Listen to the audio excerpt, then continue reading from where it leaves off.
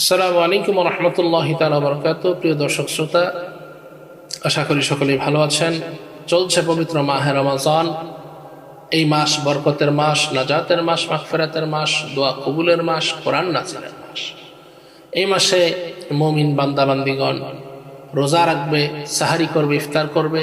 তো আমি ওই সমস্ত ব্যবসায়ী ভাইদেরকে অনুরোধ করব, আল্লাহ তাআলা আপনাকে রিজিক দিয়েছেন, হায়াত দিয়েছেন, সুস্থ রেখেছেন। আমি অনুরোধ করবো এই সমস্ত ভাইদেরকে, যারা আমরা 11 মাস ব্যবসা করেছি, এই একটা মাস আমরা আল্লাহ তাআলা সন্তুষ্টির জন্য, আল্লাহকে ভালোবেসে, রাসূলুল্লাহ সাল্লাল্লাহু আলাইহি ওয়াসাল্লামকে ভালোবেসে আমরা জিনিসপত্রের দাম বাড়াবো না।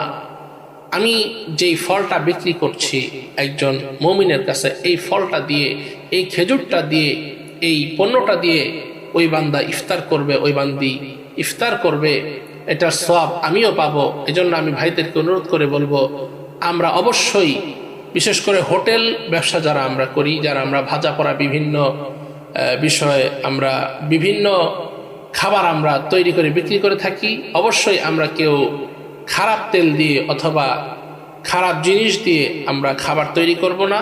এবং আমরা চেষ্টা করব যে রোজাদাররা যেন টাটকা খাবার খেতে পারে এবং ভালো খাবার খেয়ে যেন ইফতার করতে পারে।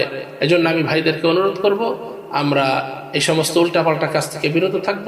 এবং যারা ব্যবসায়ী ভাই রয়েছি, আমরা চেষ্টা করব যাতে অন্তত এই একটা মাস রোজাদারদের জন্য একটু ছাড় দেওয়ার জন্য।